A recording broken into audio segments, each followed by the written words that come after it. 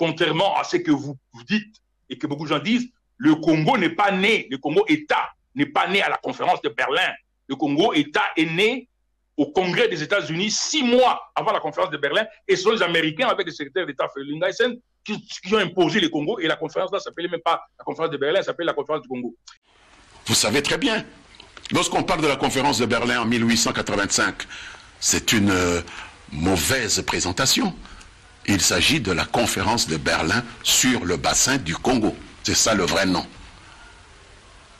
Donc ce n'est pas la conférence de Berlin pour se répartir l'Afrique. C'est le Congo qu'on a voulu ériger en colonie internationale. Beaucoup dans la région, beaucoup dans la communauté internationale vivent avec l'idée que le Congo est une sorte de colonie internationale. Nous voulons les démentir. Il ne me semble pas qu'il y ait une ligne octroyant à Léopold II l'autorité, c'est-à-dire que la propriété lui revenait. Il ne me semble pas qu'on ait parlé de ça. Parce que j'entends parler, oui, la propriété privée, mais non, ça n'a jamais été le cas. Ça ne pouvait pas être sa propriété privée dans la même mesure où on disposait qu'au cas où sa gestion était mauvaise par rapport au tutorat, les droits de préemption revenaient à la France. Donc il y a un problème. Comment voulez-vous arracher une propriété privée à quelqu'un pour céder à quelqu'un d'autre? En droit, ce n'est pas possible. Donc ce n'était pas sa propriété. Donc là aussi, il y a une fausseté absolue au plan historique qu'on doit redresser. Ça n'a jamais été sa propriété. Donc il avait pour mission de pouvoir gérer les intérêts des uns et des autres, faire la mondialisation qui devait naître en fait avec la RDC, c'est l'espace de commerce pour toute la planète, dont il avait juste la mission de tutorat, organiser les chemins, sans percevoir ni quoi que ce soit sur les activités internes. C'était ça la mission de Léopold II. Donc c'était ça, c'était pas donc l'autorité, la propriété privée de Léopold II. Déjà là, sur le plan du droit, il y a un souci de pouvoir qualifier exactement quel était le statut de ce pays-là en ce moment-là. Parce qu'il ne peut pas être à la fois un pays indépendant et appartenir à une personne. Donc il y a incongruité en termes d'approche. Prof, dites-moi un peu, Maître Mathieu de la frôler un peu, pourquoi la communauté internationale, là nous sommes à Berlin, 1885, après ces temps-là, doit-elle confier la gestion de cet espace à la dimension continentale au roi Léopold II? Le roi Léopold II, comme Maître le disait, la famille des Saxe-Cobourg est d'origine allemande. Ça, c'est la première chose. Le roi Léopold Ier avait, à la suite de 2 mariages, épousé une princesse anglaise et une princesse française. Donc, l'Allemagne, la France, l'Angleterre. Oh. Et donc, lui-même était beau joueur, enfin, il dépensait beaucoup d'argent dans les casinos, dans des endroits comme ça, à Londres, à Paris et ailleurs. Bon, on pourrait parler aussi de ses mœurs, hein, parce qu'il a dépensé beaucoup d'argent dans ces choses-là. Donc, à partir de là, chacun disait, cet homme, c'est mon gars. Les Allemands disent c'est notre gars. Les Anglais disent il marie avec nous. Les Français disent la même chose. Et donc finalement, on peut dire que c'était donné presque provisoirement à Léopold II. Provisoirement, disant le moment venu, on pourrait se partager ce morceau. On a parlé de gâteau congolais. En réalité, ici, Léopold II, on lui avait donné que la gestion. C'est comme si dans une boutique, dans une entreprise, on nomme un directeur. On est là au cœur du point de départ de la mondialisation, de la globalisation. La liberté du commerce et de la concurrence. Pas de taxes, pas rien. Donc chaque entrepreneur européen, de la nation européenne ou d'ailleurs ou des Amériques, viendrait commercer en RDC sans problème. Je vais juste ouvrir l'espace, mettre des stations, permettre à ce que les gens viennent y faire le commerce librement. L'idée est intéressante pour les Européens, en disant, bon, ça va, il n'y a pas de problème. Et qu'est-ce qu'on y trouve là-bas? On y trouve du cuivre, de l'or, beaucoup de choses. Du caoutchouc. Du caoutchouc. Du caoutchouc, c'est beaucoup plus tard, parce que il fallait attendre un peu la découverte des Dunlop pour que le caoutchouc soit maintenant mis en exergue. Oui. Mais avant ça, c'était d'abord l'ivoire, beaucoup d'ivoire, sur l'ivoire et l'or. Et d'autres matériaux et autres épices, hein, beaucoup d'épices. Et d'ailleurs, dans les textes, je suis un peu surpris de découvrir qu'on parle déjà du manioc. et que les Congolais, notamment de cette partie de l'Équateur, consommaient déjà du manioc. Alors que dans plusieurs textes, on nous informe que nous avons hérité du manioc venant des Amériques, c'est-à-dire des Indiens. Mais je découvre dans les textes ici que les gens consommaient déjà du manioc, ils avaient leur champ de manioc. Et donc, comme vous le savez, la conférence de Berlin, qui s'est tenue du 15 novembre 1884 jusqu'au 26 février 1885, a été convoquée parce que les 14 puissances occidentales de l'époque se disputaient quoi? Le Congo. C'est pourquoi la conférence de Berlin a été convoquée. L'Allemagne, l'Autriche, la Belgique, le Danemark, l'Espagne, les États-Unis, la France, la Grande-Bretagne, l'Italie, la Hollande, le Portugal, la Russie, la Suède, la Norvège et la Turquie. Ce sont les 14 puissances européennes qui se sont mis autour d'une table pour résoudre les problèmes Congo. Qui devait prendre les grands Congo? Donc, comme Freddy l'a dit, nous devons vraiment nous déprogrammer parce que nous avons appris à l'école que voilà, la conférence de Berlin, c'est pour diviser l'Afrique et tout ça. Non, c'était pour résoudre les problèmes Grand Congo. Qui prendrait le Congo? Et donc, vous pouvez à ce sujet consulter les ouvrages de Colin Legum, un panafricaniste, qui a écrit un livre intitulé Congo Disaster, publié en 1961. Donc, quelle était la solution? La solution, c'est laisser le Congo comme une zone libre d'échange au profit de ces 4 puissances sous la supervision de Léopold II, le roi des Belges, au même titre que la Belgique, que se disputaient la Hollande, la France et la Grande-Bretagne. Donc, c'était une copie de la même situation que vivait la Belgique, parce que la Grande-Bretagne, la Hollande et puis la France se disputaient la Belgique. Et ils ont dit, bon, laissons la Belgique comme une zone libre. Chaque puissance peut aller là se servir. C'est pourquoi Bruxelles maintenant est la capitale de l'Union africaine. Et donc, de l'Union européenne, excusez-moi, merci beaucoup. De l'Union européenne. Et voilà, c'est cette solution qu'ils ont transposée au Congo. C'est ça ce que j'ai découvert. Mais alors, je n'ai pas assez de temps pour aller en détail. La Belgique n'existait pas. Depuis 1830, c'était juste une terre d'intersection, un territoire tampon entre les grandes puissances qui étaient à la fois la Prusse, la France et la Hollande, y compris l'Espagne. Et au milieu, il y avait la petite Belgique pour faire tampon. Il fallait structurer ça. Les grandes puissances de l'époque devaient structurer ça pour faire en sorte que ça soit les lieux des rencontres, des discussions. Simplement, il fallait lui conférer un statut en 1830. Voyez-vous? Et c'est pour ça que on n'a pas des rois de Belgique. On a les rois des Belges, pas de la Belgique. Parce que là, il faut la possession de la terre. Lorsque on doit être roi, il faut être le roi de la terre d'abord et des hommes après. Okay. Et ici, il n'y a pas des rois de la terre. C'est cette particularité, il faut retenir ça. Donc, ces fameux Léopold II lancent cette supercherie. Tous les pays sont d'accord, sauf les États-Unis qui sont un peu réticentes, et particulièrement la Hollande, qui est totalement réticente. Pourquoi?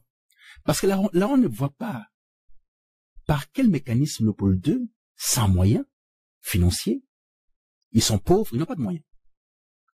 La Belgique est une terre qui n'a rien, qui vient d'être formalisée plus ou moins une trentaine d'années avant, ou une cinquantaine d'années avant, et qui n'a pas encore les moyens structurels, financiers, pour pouvoir se permettre des expéditions de l'organisation d'une terre qui serait une plateforme internationale pour les activités commerciales du monde. Non, il y a quelque chose qui ne va pas.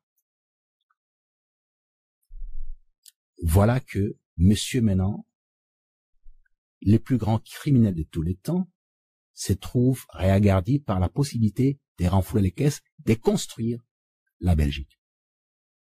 Les édifices solides de la Belgique, quels sont à la fois tous les palais, qu'on s'appelle les palais royaux, les palais de la justice, tous les édifices de la Belgique sont organisés, structurés, fondés par Léopold II sur base du Congo.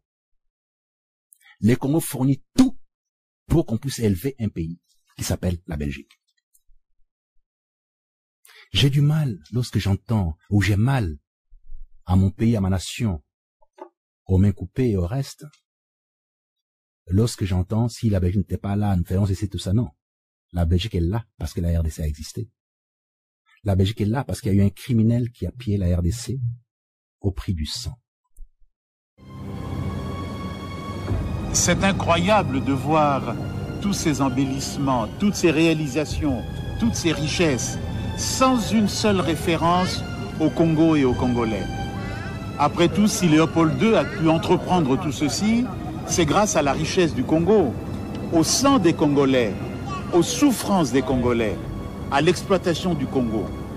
C'est incroyable, cette manie d'effacer le Congo.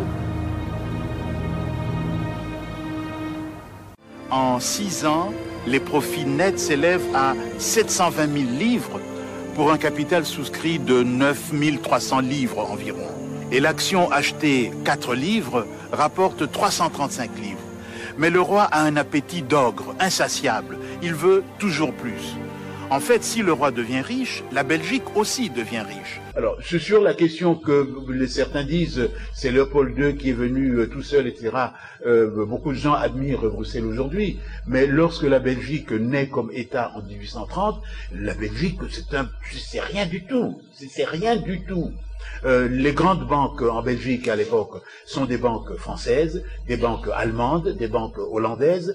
La Belgique est un pauvre pays de mines de charbon. Les mines de charbon, c'est la ressource la plus banale en Europe. C'est donc à partir de la conquête du Congo que l'argent commence à effluer. D'ailleurs, les collègues de Léopold II, ses partenaires, c'est tous des grands banquiers qui ont joué un rôle important. L'ULB que je citais tout à l'heure a été construit par des hommes nombreux qui se sont enrichis au Congo et dont les noms sont encore sur les murs de l'édifice. Donc c'est clair, la Belgique n'a pas créé le Congo. On pourrait dire que c'est le Congo qui a fait de la Belgique ce qu'elle est aujourd'hui pour les Belges et pour les Européens. On va revenir au parti de 1908 et jusqu'à l'indépendance. Maître Manzolo, je reviens à vous. Prof, le professeur Elika l'a si bien dit, que c'est pratiquement le Congo qui a créé la Belgique. Et dans le concert des nations aujourd'hui, la Belgique, surtout Bruxelles, contient beaucoup d'organisations, les sièges de beaucoup d'organisations. C'est pas pour rien parce que la Belgique a eu amassé beaucoup d'argent ici en RD, ce qui lui donne la force aujourd'hui. Pouvez nous démontrer un peu comment la Belgique a été enrichie par les richesses congolaises pendant cette période? Mais merci beaucoup. Et après, ce qu'il faut d'abord retenir, c'est que en géopolitique comme en géoéconomie, il y a ce qu'on appelle les vertiges géopolitiques des États. C'est notamment ce que ces États détiennent comme richesse. Et comme les patriarches était en train de le dire de manière magistrale, c'est que à son indépendance, la Belgique n'avait pas grand-chose. Et ce sont ces banquiers qu'évoquaient les patriarches qui ont à un certain moment soutenu l'action de Léopold II chez nous, surtout avec l'essor du caoutchouc. Alors, qu'est-ce qui va se passer lorsque les Léopold II, comme tu ne veux pas qu'on parle encore de la Belgique, mais parce que ça se chevauche, oui, était maître du Congo, la grande richesse, la grande ressource naturelle, c'était le caoutchouc. Et ils avaient créé un modèle économique qui nous colle à la peau jusqu'à ce jour. Et ce modèle économique extraverti était conçu à dessein. Parce que la production congolaise n'était pas destinée à sa population. Elle devait être tout de suite évacuée vers la Belgique. C'est ce qui fait que lorsque il y a eu cet apogée dans la production du caoutchouc, il y a eu beaucoup d'activités qui s'étaient créées en Belgique. Parce que, comme vous le savez, en économie, lorsque vous investissez dans un secteur porteur, il y a des effets propagateurs qui vont s'en suivre. Les effets d'entraînement. C'est notamment la création de nouveaux emplois. Ces emplois sont accompagnés d'une nouvelle réduction des salaires. La nouvelle réduction des salaires va doper la demande globale et ça va susciter la croissance de la Belgique. Donc, les gens doivent le savoir que si nous ne pouvons pas dire que c'est la RDC qui a créé la Belgique, mais nous pouvons dire que c'est la RDC qui a fait de la Belgique ce qu'elle est aujourd'hui. C'est parce que c'est grâce à ses richesses qu'elle a réussi tout de suite à se remettre debout, et cela va encore être appuyé davantage avec la découverte minière. Là, nous sommes en 1896, lorsque Cormet, travaillant pour le compte de Tanganyika Concession, va découvrir que, au-delà du caoutchouc, on avait un potentiel humain immense, qui est d'ailleurs aujourd'hui évalué à 24 000 milliards de dollars. C'est de cette découverte que va naître en 1806 ce qu'on appelait l'Union minière du Haut-Katanga. Et vous aurez remarqué, parce que les gens ne comprennent pas, la suite qu'il y a eu dans cette logique économique, c'est que il y a d'abord, on découvre d'abord les minéraux, et après on va s'occuper de créer les chemins de fer, mais en réalité c'était des voies d'évacuation de nos richesses vers l'étranger. Donc sur les plans économiques, la RDC a beaucoup fait pour la Belgique. Évidemment, là, je voudrais rester dans la logique économique. Comme vous le savez, les grilles de réflexion en économie ne sont pas les mêmes que celles qu'on utilise en théologie. En fait, l'homo economicus a une seule motivation, c'est de maximiser les profits et de minimiser les dépenses. Donc, ils étaient dans cette logique-là, tout pour eux et rien pour les Congolais. Et tu as fait encore de relever quelque chose de cette ville d'Oboken aujourd'hui, qui ne représente pas grand-chose, depuis qu'il y a eu des problèmes dans la production qui préfèrent et que le marché a changé de configuration, parce qu'aujourd'hui, ce marché est contrôlé essentiellement par la Chine. Il faut dire que la ville d'Oboken dépendait de cuivre. Parce que c'est là qu'on faisait la transformation de ce cuivre. Donc, en réalité, les modèles, c'est pourquoi même notre gouvernement doit se réveiller pour changer ce modèle économique. C'est pas pour les modèles économiques qui nous a été laissés par les Belges obéissaient à une logique impérialiste. C'est-à-dire qu'il fallait tout transférer vers la Belgique et ne rien laisser au Congo. C'est ainsi que, au-delà de la contribution au PIB belge, rien qu'avec la production, j'ai parlé des effets propagateurs. Et les patriarches s'en souviendront bien dans le cadre de la convention Tchombe-Spak, c'est que les Congos indépendants réclamaient qu'on puisse retourner les sièges sociaux de toutes les grandes entreprises congolaises qui étaient installées en Belgique. En fait, quelle a été la conséquence de garder des sièges en Belgique tout en laissant les services opérationnels au Congo? C'est que même sur le plan de la fiscalité, les impôts devaient être payés au niveau de la Belgique. Et tout ça a fait qu'aujourd'hui, la Belgique, c'est parmi les rares États dont les autoroutes sont éclairées pendant la nuit. Et je pense que les Belges, ils devaient en tenir compte dans le devenir de nos relations et savoir que quand aujourd'hui les Congolais vont en Belgique, ce n'est pas tellement parce que tout le monde va là-bas pour voler, mais en fait, nous sommes en quête de cette reconnaissance et de cette compensation qui doit se faire bien sûr par les schémas structurés davantage. Ce que la population ou ce que ceux qui vont nous suivre peuvent retenir, c'est que sur le plan économique, c'est notre caoutchouc, ce sont nos ivoires, ce sont nos minerais qui ont fait qu'aujourd'hui, la Belgique a pu représenter quelque chose. Mais un petit rectificatif par rapport à la foultitude ou bien à la flopée des institutions européennes au niveau de la Belgique, ce n'est pas parce qu'ils s'étaient enrichis chez nous. C'est en fait, on est en train de trouver des mécanismes de compensation. Parce que depuis que nous sommes devenus indépendants, ils ne peuvent plus prendre comme par le passé. Et la Belgique est parmi les pays de l'Union européenne qui ont beaucoup de difficultés économiques. Il fallait créer ces institutions-là pour soutenir dans une certaine mesure leur économie. Parce que vous savez que lorsque vous hébergez presque toutes les institutions de l'Union européenne, il y a des réunions qui s'y tiennent. Ces réunions sont accompagnées par des visites intenses. Ces visiteurs occupent les chambres d'hôtel. Ces visiteurs consomment en Belgique. Et c'est un mécanisme qui a été mis en place pour permettre à la Belgique de se rapprocher d'autres États qui sont de l'Union européenne. Mais en réalité, pour les Belges qui ne le savent pas, ils doivent le savoir que le Congo a beaucoup fait pour la Belgique. Il y a également une historienne, Mandino, elle est aussi belge, qui a dit « Le Congo a enrichi la Belgique au point de lui donner un statut diplomatique et le poids sur la scène internationale. » Si nous revenons ici à nos jours, c'est pourquoi la guerre d'Isir de 98 a été qualifiée de produit de la deuxième conférence de Berlin. En effet, les coltans congolais profitaient à toutes les puissances occidentales dont les multinationales se sont installées à l'est du Congo, y compris plus de 300 compagnies américaines qui sont présentes là à l'est du Congo, même aujourd'hui, installées au Rwanda, au Burundi et en Ouganda. Voilà.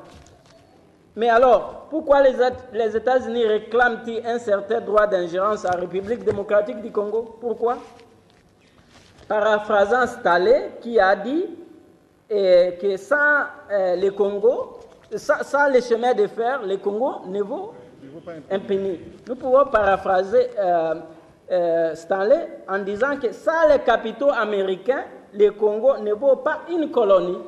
Pourquoi? Parce que sans les capitaux américains, Léopold II ne pouvait pas avoir fondé une colonie ici. Il est allé aux États-Unis emprunter l'argent de Rockefeller, Morgan. Vous connaissez ces banques qui sont encore opérationnelles au Congo.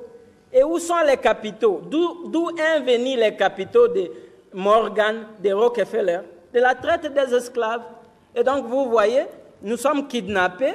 Notre labeur aux États-Unis, aux Amériques, produit les capitaux pour les Occidentaux et puis ils reviennent investir dans une colonie qu'on appelle le Congo. Voilà. Alors, me dire que les États-Unis n'ont jamais eu de colonies en Afrique, ça c'est faux. Parce que le Congo était en quelque sorte une colonie indirecte des États-Unis. Parce que sans les capitaux américains, il n'y aurait pas une colonie qu'on appelle la République démocratique du Congo. Vous pouvez lire à cet effet l'ouvrage de Adam Hochschild, King Leopold's Ghost, c'est-à-dire les fantômes du roi Léopold II, et je passe parce que je n'ai pas assez de temps. Les Américains ont pris trop de temps pour garder le Congo dans leur giron. On ne vous trompe pas. Depuis la conférence de Berlin, ils étaient là. Il y avait M. Stanford qui a aidé Léopold II à acquérir le Congo. Léopold II n'a pas pu acquérir le Congo sans l'aide des Américains. C'est Stanford qui était là, un homme riche américain. Et puis après, ils ont, même quand Léopold II a commencé à commettre beaucoup de crimes, c'est eux-mêmes là qui ont dit non, il faut lui arracher cette histoire ici, nous allons nous en occuper. Ce qu'on veut dans ce pays, savoir les gérants. Le premier gérant, c'était Léopold II. Il a tué les gens, il a coupé les mains, mais on ne l'a pas condamné parce qu'il avait tué.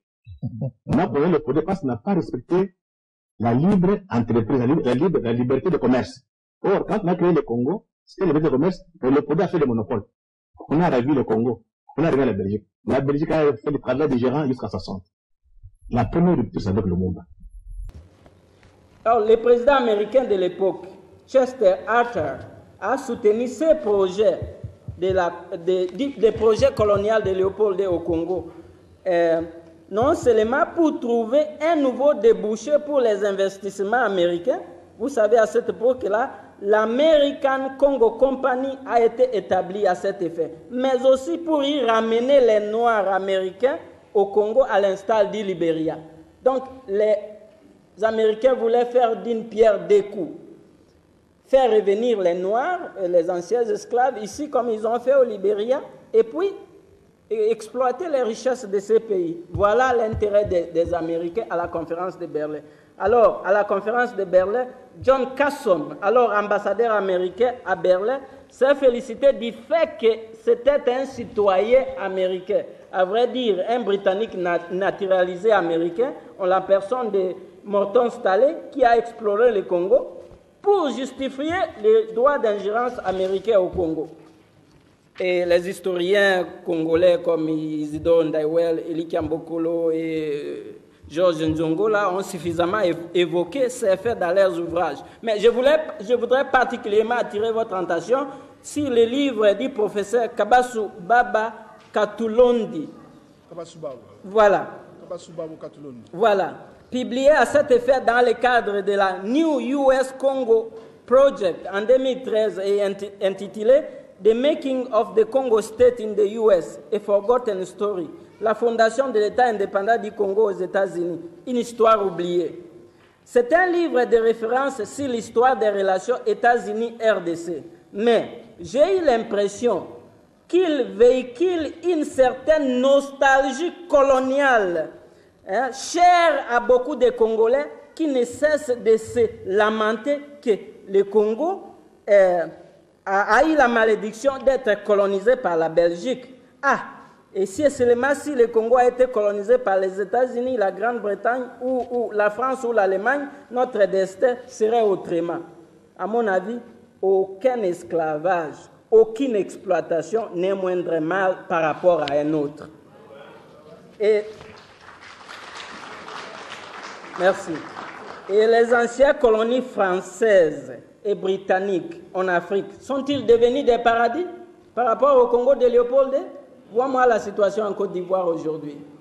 Et donc, comme Freddy l'a dit, déprogrammons-nous. C'est quoi cette manière de penser et prenons-nous en charge. Tous les ismes, à mon avis, ont échoué au Congo et en Afrique, à commencer par le christianisme, le colonialisme, la Banque mondiale, les FMI, les ONG. Tous ces mécanismes qu'on a mis sur place ici pour nous garder toujours à la quai de l'histoire ont échoué au Congo. Nous sommes seuls maintenant, l'homme noir, vous êtes seuls. Nous sommes seuls, personne ne s'occupe de nous, ni les missionnaires, ni les gens du FMI, ni la MONUSCO, nous sommes seuls. Mettez-vous en tête que nous sommes seuls. Nous sommes seuls face à notre destin et nous devons la prendre en main. Comme Mouzé Kabila l'a dit et Freddy l'a déjà cité, prenons-nous en charge. Et alors, nous ne sommes donc pas surpris qu'un groupe de policiers congolais récemment ait prié et supplié à genoux même le président Obama de leur envoyer un nouvel émissaire pour remplacer Ruth Feingold. Mais Ruth Feingold, vous savez ce qu'il a dit. Il a estimé, sur les ondes de la RFI, que la solution pour la RDC, c'est sa partition. C'est le changement de ses frontières. Alors, qu'est-ce qui prouve que le nouvel émissaire américain ne lui emboîtera pas les pas? Alors, moi, je conclus que voilà comment certains Congolais se font avocats de la balkanisation de leur propre pays. Parce qu'il prie l'exploiteur de venir, de lui envoyer encore d'autres nouveaux émissaires, mais avec le même agenda. Déprogrammons-nous, Freddy a raison. Déprogrammons-nous. Voilà. Et alors, dans ma recherche, j'ai épinglé 4 grandes politiques adoptées par les États-Unis sur la RDC depuis le début de la fin de la guerre froide jusqu'à nos jours. Et les 4 épisodes de guerre en RDC causés par ces 4 grandes politiques américaines sur la RDC. Alors, cette introduction suffit de justifier pourquoi les États-Unis réclament un certain droit d'ingérence aujourd'hui en RDC, notamment les 4 grandes politiques américaines dont je vais citer tout de suite là. Il s'agit, 1, de la politique sur le cobalt, adoptée en 1982. C'est pourquoi Mouzé Kabila, avec raison, avait déclaré qui refuse d'acheter le cobalt congolais. Qui? Les États-Unis ont adopté une loi de garder la mainmise sur le cobalt congolais et de ne jamais permettre à un autre concurrent, Chine soit-elle, de venir interférer là-bas. Cette loi a été adoptée en 1982. Et vous savez, Mobutu a régné ici pendant 32 ans. Il a gratuitement livré les cobalt aux Américains, à tel point que les réserves qu'il a données aux Américains se sont épuisées en 1997, ironiquement l'année où il a été renversé. Voilà. Et c'est ce que, parce que Mouzei Kabila a dit non, il ne voulait pas être un autre Mobutu, il était en problème. Et donc la loi sur le cobalt, sans le cobalt congolais, il n'y a pas de moteur d'avion, il n'y a pas de véhicule spatial, il y a quelqu'un qui a parlé de l'industrie militaire américaine ici. Ça dépend du coltan, du cobalt congolais. Donc ça, les minéraux congolais, il n'y a pas une superpuissance qu'on appelle les États-Unis. C'est pourquoi ils doivent venir prendre ça gratuitement par tous les moyens nécessaires, y compris les guerres d'Isir. La deuxième politique, c'est quoi? C'est le plan Bechtel rejeté par Mouzei Kabila. Bechtel, c'est une grande, la plus puissante multinationale américaine. Quand Mouzei Kabila est venu ici, Bechtel a apporté un plan de soi-disant reconstruction du Congo que Bechtel a mis sur la table de Mouzei. Dit, nous allons exploiter les potentialités agricoles de la RDC, les minéraux, les infrastructures, tout ça. Et Mouzei Kabila leur a dit, vous voulez que moi, je livre tous les Congos à une seule compagnie américaine? Ça, c'est impossible. Ça, je ne vais pas le faire. Si Mouzei Kabila acceptait le plan Bechtel, il serait vivant aujourd'hui. Voilà, ça, c'est la deuxième politique. La troisième politique, c'est la loi Obama. J'ai oublié de dire que la première politique, la loi sur le cobalt, a conduit à la guerre de Kolwezi. Parce que quand les rebelles ont attaqué Kolwezi, et puis les Maroc, la Belgique, les États-Unis, la France ont intervenu militairement. Pourquoi ils osent même entrer dans notre arrière-cour et perturber la livraison du cobalt? Ça, c'était la guerre qui a coïncidé à la politique du cobalt. La guerre qui a coïncidé au plan Bechtel, c'est la guerre de 98. Parce que Mouzei Kabila a refusé ça. La troisième politique, c'est la loi Obama. La seule loi que Obama a promulguée, je ne dis pas promulguée, mais a proposé quand il était sénateur, c'est cette loi qui s'appelle loi sur l'intervention humanitaire au Congo. Obama. Et Hillary Clinton a soutenu ça. J'ai toujours dit, j'ai ironisé que sans le Congo, Obama ne serait pas président aujourd'hui et Hillary Clinton ne serait pas secrétaire d'État. Et pourquoi ils ont lancé cette loi? C'était un écran de fumée pour dire, bon, nous intervenons humanitairement au Congo, nous voulons aider le gouvernement congolais à faire face aux viols, aux massacres et tout ça. Mais cette loi dit que le gouvernement congolais doit garantir la sécurité du Rwanda et de l'Ouganda, surtout face aux Interahamwe et FDLR, tout ça. Et quand Kunda a écouté ça, c'était comme de la musique dans ses oreilles. Il a lancé la guerre du CNDP. Parce que les Américains les soutiennent déjà, ils disent, le Congo doit garantir la sécurité du Rwanda et de l'Ouganda. Alors Kunda dit, bon voilà, c'est la raison pour laquelle moi je lutte. Parce qu'au Congo, il n'y a personne qui peut garantir ça. Ce qui a conduit à la guerre du CNDP. Et alors la quatrième politique, c'est la politique sur la balkanisation. Ruth Feingold a déclaré sur les ondes de la RFI que la solution pour le Congo, c'est sa partition, c'est le changement de ses frontières.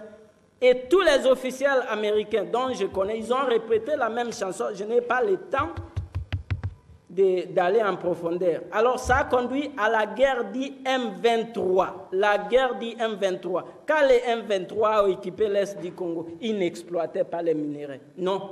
Ils voulaient se carver un territoire, se faire un territoire annexé soit au Rwanda, soit à l'Ouganda. Ils n'exploitaient pas les minéraux. Ils voulaient d'abord se faire un territoire. C'est dans le cadre de cette politique-là. Et vous savez, les hommes du M23 portaient l'uniforme militaire américain, ce qui est contre la loi des États-Unis. Voilà la quatrième politique et donc qui a conduit à la guerre du M23. Pour résumer, je tire la conclusion suivante. Pourquoi tant de malheurs au Congo, tant de morts, tant de massacres, tant d'exploitation, tant de pauvreté? Parce que dans notre pays s'affrontent 3 forces majeures. Nos anciennes puissances coloniales qui croient qu'ils ont encore un droit d'hiver au Congo par le seul fait qu'ils nous ont colonisés.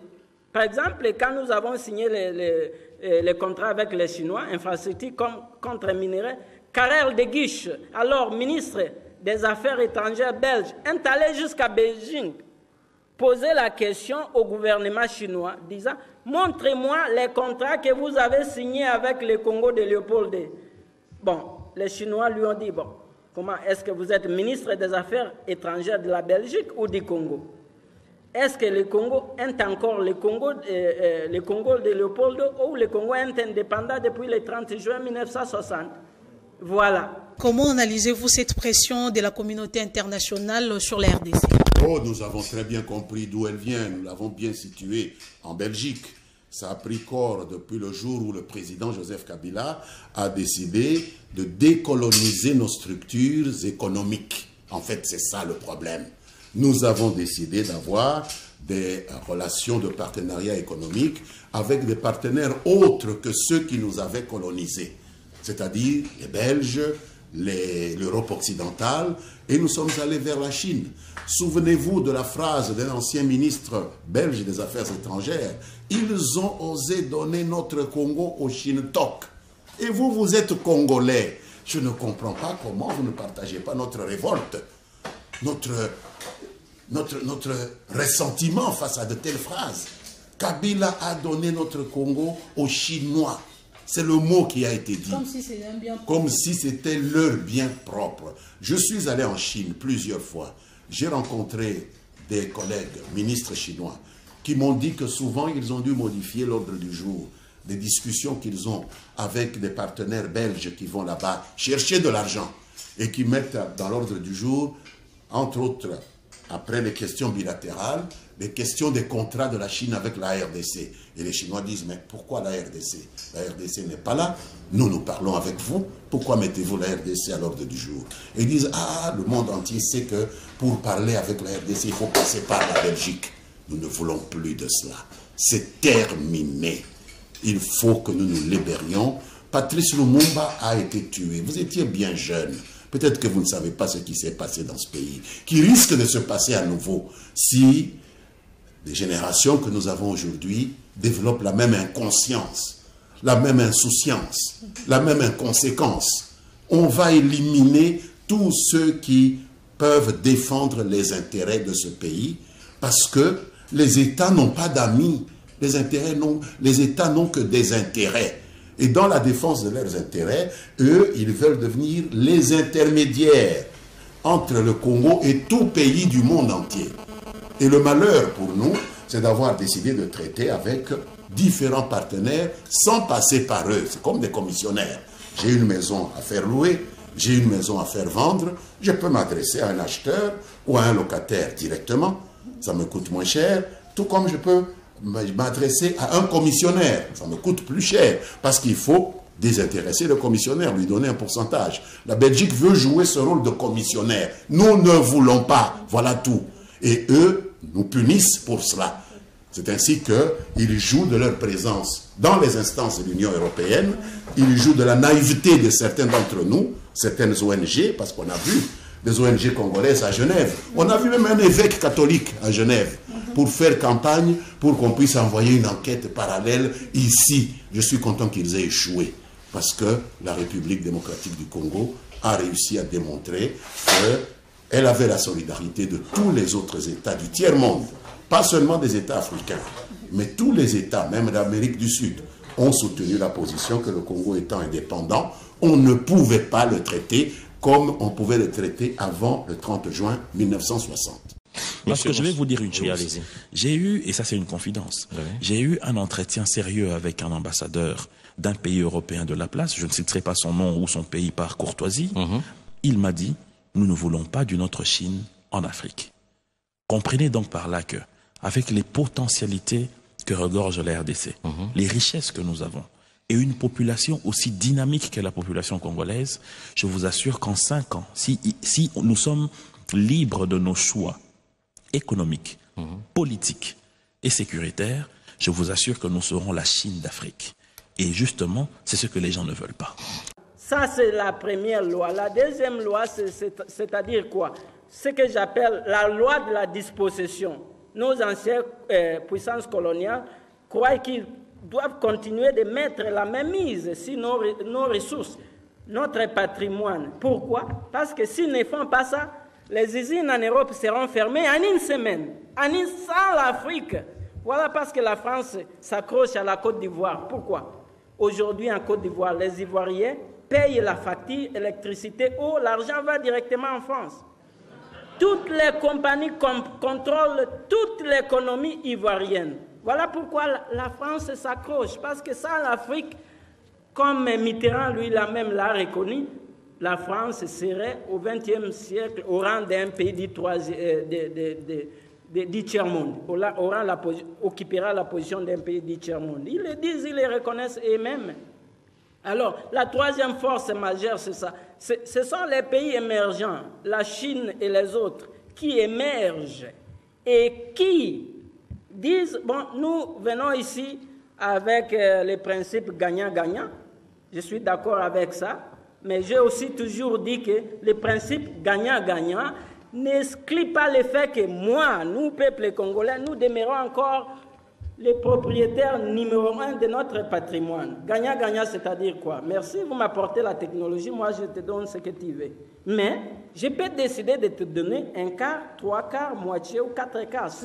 La prérogative me revient toujours. Alors, attention avec gagnant-gagnant, ça pourrait aussi être un piège dans l'avenir. Mais en tout cas, pour le moment, gagnant-gagnant, c'est le moindre mal.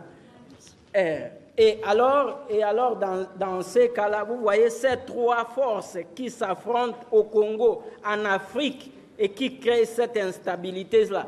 Partout où la Chine investit, par exemple en Libye, pourquoi Kadhafi a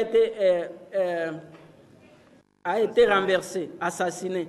Parce que la Chine a investi là beaucoup d'argent. La guerre au Congo, parce qu'il croyait que, bon, comme Kabila a suivi sa formation en Chine, il est pro-chinois, nous allons perdre. En Centrafrique, la même chose. La Chine a signé des contrats d'uranium. C'est pourquoi Bozizé a eu des problèmes. Au Mali, la même chose. Et donc, vous voyez que ces 3 forces majeures s'affrontent au Congo. Tous les pays qui sont découpés dans ce monde ici, c'est l'Amérique. Mais regardez comment l'Amérique a découpé les pays en Afrique. Le Soudan ici, découpé en Soudan Sud, Soudan et puis Darfour. Personne n'en parle. Regardez comment il est plus grand, ce qu'on appelle le plus grand pays d'Afrique, c'est-à-dire le Nigeria, qui a aujourd'hui un PIB de 600 milliards de dollars, qui est soumis à une guerre avec une secte Boko Haram, qui semble avoir des moyens infinis et incommensurables. Tout ça pour faire quoi? Pour empêcher le Nigeria d'aller de l'avant. Regardez des pays comme le Mali, qu'on est en train de découper sous nos yeux. Le Cameroun, tout ça. Donc, c'est difficile aujourd'hui de recourir à des pays africains qui ont eux-mêmes des problèmes très importants à régler. Vous parlez de la SADC, mais le Mozambique, là, est soumis à des forces Shabab terribles qui sont là-dedans. L'Afrique du Sud, c'est un pays qui a beaucoup de contradictions internes. Jusqu'à présent, on a l'impression que les Sud-Africains ne se sont pas encore départis, n'est-ce pas, de l'apartheid, qui a été une destruction humaine incroyable. L'apartheid économique. Mais je crois que la réponse à cette guerre-là, elle dépend de nous, les Congolais. Vous savez, le problème de sécurité qui se pose en Afrique, c'est un problème global. Dans les années 50, quand les Africains se battaient pour avoir leurs indépendances, les élites africaines se sont posées une question. On s'est demandé comment l'Afrique noire, ou l'Afrique, qui a connu la traite négrière, c'est-à-dire la plus grande déportation humaine connue, pendant 4 siècles, une traite négrière qui l'a totalement vidée de sa population, qui a cassé toutes les opportunités de développement. Comment cette Afrique-là, qui a connu encore une année, un siècle de colonisation, c'est-à-dire un siècle de dépossession matérielle, Comment l'Afrique va-t-elle... Quel est l'avenir de l'Afrique dans ces conditions-là? Un pays, un continent qui a été malmené par l'histoire, malmené par tous les pays occidentaux. Pour les élites africaines, la seule façon pour les Africains de se sécuriser, de sécuriser leurs biens, de sécuriser leur peuple et de se construire en une masse géostratégique puissante qu'on appelle les États-Unis d'Afrique noire. C'est pour ce combat, c'est pour cela que vous êtes dans le combat de la renaissance africaine. Oui, ce combat-là, ce n'est pas le mien, c'est le combat de toutes les élites africaines de savoir, le Cheikh Anta Diop, le Kalseka Seme, le Kizerbo, tout le monde. C'est une question empirique. Comment notre continent, qui a été affaibli par 6 siècles de maltraitance, la traite négrière, la colonisation, comment notre continent peut-il survivre?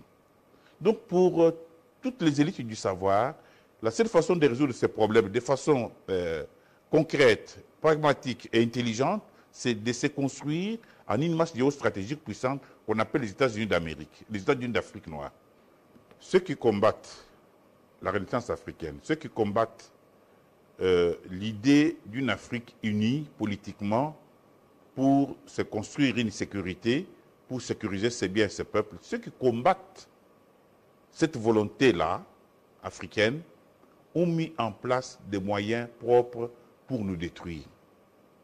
La guerre qui est menée par le Rwanda contre la RDC, parce qu'il ne faut jamais dire le Rwanda seul, c'est le Rwanda et l'Ouganda. Cette guerre-là n'est pas seulement contre le Congo, c'est une guerre qui est contre l'Afrique, contre l'émancipation de l'Afrique, contre le développement de l'Afrique. Aujourd'hui, c'est connu, toutes les élites africaines disent que l'Afrique ne va démarrer qu'avec la RDC. Pourquoi? Pour la simple raison que la RDC, Dieu s'est moqué de nous, il a placé chez nous et l'énergie et les mines, c'est-à-dire les principaux critères d'un développement économique puissant. Alors, tous les pays africains se disent, la RDC, située au centre de l'Afrique, va être le pays puissant qui va conduire l'Afrique. Mais alors, c'est pour cela qu'on a placé à côté ces pays, ces États mercenaires, qui sont le Rwanda et l'Ouganda, pour empêcher la RDC justement de jouer ce rôle. Comment? La RDC n'est pas capable aujourd'hui, avec cette guerre-là, tous ces mineurs, tous ces millions qu'on entend parler ici, doivent aller là-bas, à la guerre. Et en même temps, on empêche la RDC de se construire une armée puissante parce que la RDC est placée sous embargo. Sous embargo signifie que si vous voulez acheter un camion militaire, il faut l'identifier, dire aux Belges, n'est-ce pas, aux Américains, que je vais acheter un camion militaire. De telle marque. De telle marque. Et celui qui me livre ce camion, c'est tel. Voilà. Voilà. Tout donc, le secret. Nous sommes soumis à des pressions qui détruisent une race humaine. Donc aujourd'hui, nous se rendons compte que on est traqué comme une souris là. L'Amérique n'est pas un partenaire. La guerre est là, c'est eux qui l'entretiennent. Comme je voulais le dire tout à l'heure, quand les Américains ont décidé de couper la RDC... Donc jouer au Ponce Pilate était une hypocrisie de grande... Ce n'est pas de l'hypocrisie, c'est comme ça qu'ils ont toujours fait. Quand ils ont voulu détruire l'Iran, ils ont obligé l'Irak à faire la guerre contre l'Iran. Une guerre qui a duré longuement et qui a pratiquement ruiné l'Irak. Quand ils ont voulu que le Moyen-Orient ne puisse pas se développer, ils ont créé Israël, qu'ils ont implanté là-bas au cœur du Moyen-Orient. C'est Israël aujourd'hui qui fait la sous-traitance, qui tue les élites iraniennes, qui fait la guerre contre tout le monde.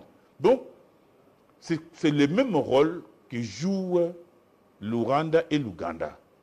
Ces pays-là sont placés là-bas pour empêcher l'Afrique de devenir une grande nation panafricaine, c'est-à-dire de se construire en une grande masse géopolitique. Parce que la seule façon pour les pays africains de se protéger, de se défendre, c'est de se construire une armée commune. Et même l'ONU. L'ONU, c'est un instrument des Américains. Ça a été dit par Eisenhower. Quand on a voulu tuer Lumumba, le responsable de l'ONU qui était ici a demandé, a dit, mais écoutez, nous pouvons demander au casque bleu ghanéen qui garde Lumumba de le faire sortir de là et comme ça de l'envoyer ailleurs. Mais M. Dag, qui était le secrétaire général de l'ONU, n'a jamais répondu à cette demande. Pourquoi? Parce que les Américains ont fait des pressions sur lui. Et quand Lumumba a été tué, Eisenhower a dit que désormais, nous n'agirons pas à visage découvert, nous allons utiliser l'ONU tel qu'il est là. Donc, nous sommes dans une situation Comme on utilise le Rwanda juste comme un sous-traitant, les autres, voilà, des partenaires. Comme on a fait l'Israël, c'est-à-dire on a placé l'Israël au Moyen-Orient pour empêcher tous les pays du Moyen-Orient d'aller de l'avant. C'est ce qu'on a fait. Et je dis, il ne faut pas parler seulement du Rwanda, il faut parler du Rwanda et de l'Ouganda. C'est une erreur de penser que l'Ouganda, toutes les élites rwandaises ont été formées en Ouganda. Leur chef, c'est Museveni. C'est lui. Donc c'est la carte qui est cachée derrière. Nous considérions, et je pense que c'était vrai, que nous étions face à une tentative visant à faire du Congo une réserve de matières premières pour les États-Unis et l'Occident. N'oublions pas que la première bombe atomique a été fabriquée à partir d'uranium provenant du Congo. Il n'y avait à l'époque dans le monde que 2 pays producteurs de cobalt, l'Union soviétique et le Congo. Le cobalt est extrêmement important pour les moteurs à réaction et aussi pour la haute technologie. Nous ne pouvions pas nous fournir auprès de l'Union soviétique car c'était un produit stratégique. Le Congo était donc l'unique source. Je sentais bien que Washington commençait à se demander où allons-nous obtenir notre cobalt si les soviétiques prennent le contrôle du Congo. Les États-Unis s'inquiétaient de l'appui soviétique à Lumumba. Le président Eisenhower a alors dit « Nous devrions envoyer l'OTAN pour maintenir les soviétiques dehors ». Mais finalement, le sang-froid l'a emporté. Et on a demandé au Conseil de sécurité de l'ONU d'envoyer les casques bleus au Congo.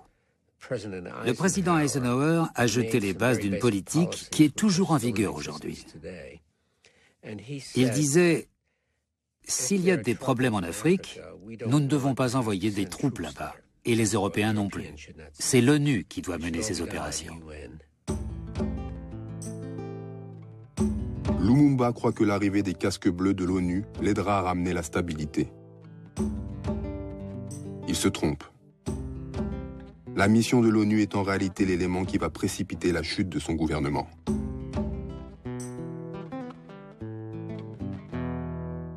On n'a pas vu un danger dans les Nations Unies, d'autant plus qu'on nous a toujours dit dans les manuels d'histoire politique, l'ONU, ça prône la paix.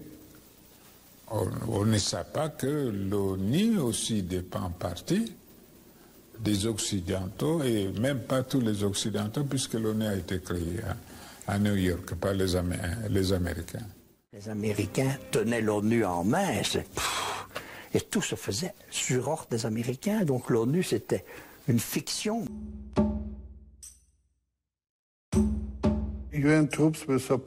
La force de l'ONU était censée protéger l'indépendance du Congo, mais elle a empêché les troupes restées loyales à Lumumba d'agir. Cette force a outrepassé sa mission et a servi à renverser le gouvernement de Lumumba, ou du moins à le priver de toute protection. Les troupes des Nations Unies ici vont encercler la résidence du Premier ministre. Sans aucun mandat, sans aucune autorisation, il y a une crise interne, les Nations Unies s'interposent et vont mettre le Premier ministre en résidence surveillée. Bajo la bandera de las Naciones Unidas en el Congo fue asesinado Lumumba. Y esas eran las Naciones Unidas que pretendían los norteamericanos que vinieran a inspeccionar nuestro territorio. Esas mismas Naciones Unidas.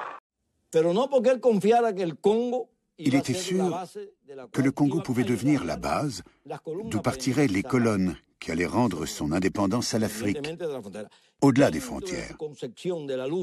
Selon sa conception de la lutte révolutionnaire, ce que Debré a appelé le fokisme, un centre à partir duquel rayonnent des colonnes, le Tché voyait le Congo comme l'épicentre de la libération de l'Afrique, en raison de ses 9 frontières.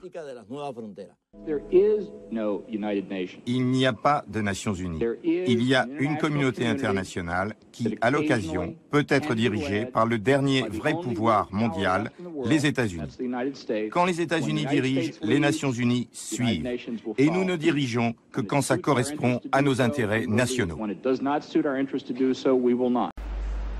Donc la RDC, après la découverte de Dunlop, du caoutchouc en Indonésie, et finalement on a trouvé que la meilleure qualité était au Congo, sous Léopold II, et qu'on a fait une exploitation massive, excessive, qui a coûté un génocide à ce pays, commis par la Belgique et son roi, Léopold II. À cette époque, nous étions les centres du monde déjà. Cette centralité était applicable. C'est le point de départ de la RDC que nous avons été, vous et moi. C'est ça. C'est ces massacres-là, ces génocides qui est l'origine de la congolité. Première centralité. Deuxième centralité, la fin de la guerre mondiale. Deuxième guerre mondiale. Ça arrête avec les 2 bombes de Nagasaki et Hiroshima. Et l'uranium, très riche déjà au départ, non enrichi mais très riche au départ, qu'on récupère, il est congolais. C'est-à-dire que le Congo produit une matière qui est au cœur de la modification des enjeux internationaux pour très très longtemps. Jusqu'aujourd'hui. Aucune autre bombe nucléaire n'a été lancée sur un peuple depuis cette bombe-là, dont les matières premières avaient été tirées de la RDC. Deuxième centralité. Troisième centralité, c'est à l'issue de ce qui s'est passé dans la partie Est avec un paquet de millions de morts dont l'essentiel des produits est versé dans nos portables aujourd'hui, à savoir le coltan, le lithium, les cobaltes. La RDC met à la disposition, donc détient quasiment 80% du potentiel du cobalt qui permet la transition énergétique sur la planète. Nous allons quitter les carburants fossiles, c'est-à-dire les pétroles et tout ça, et la France, ce n'est pas pour rien qu'elle est intervenue dans les affaires congolaises au terme des élections à donner un avis, c'est parce que simplement la France, par exemple, arrête avec les diesels en 2023, donc dans 5 ans. Pour les voitures électriques. Pour les voitures électriques, elle est le seul producteur au monde du cobalt de la meilleure qualité, de la première qualité de la planète, c'est la RDC. Donc la RDC va remplacer tous les pays producteurs du pétrole sur la planète. Donc la centralité qui est celle-là. Aussi bon, de cette révolte métaphysique associée à cette centralité qui doit placer normalement la RDC au centre de l'orbite du monde. Mais tout à fait, c'est-à-dire que lorsque un enfant congolais ou un Congolais de base est au courant de tout ce que je viens de dire ici, et qu'il a lu, qu'il a compris, il réfléchit autrement. Il est complètement dans un autre monde. Il dit, ah oui, mais maintenant je comprends. Pourquoi tous ces gens sont intéressés tellement à la RDC, viennent faire la guerre ici, massacrent la population, soutiennent X par rapport à Y. Ah oui, donc c'est ça. Ce qui fait que ces jeunes hommes ou cette jeune fille aura une réaction des révoltes métaphysiques. La raison l'emporte sur les sentiments. Parce que les sentiments qu'il avait au départ, juste d'injustice, ne suffisaient pas. Ces sentiments, dorénavant, seront accompagnés des outils scientifiques, des réflexions qui couvrent ou qui conduisent ou qui l'amènent, qui structurent ces sentiments-là. Il aurait fallu que dès la maternelle, qu'on ait débuté à apprendre à chaque enfant que dans son sang ou dans son dispositif génétique, il y a une douleur tirée de la souffrance de ses ancêtres pour cet état. Et instaurer le négationnisme de l'époque léopoldienne comme étant un crime pour toute personne qui oserait faire entrer dans les affaires internes un renégat ou un mercenaire, et notamment quelqu'un venu de l'espace européen. et en particulier la Belgique. Là, la sentence est encore plus grande.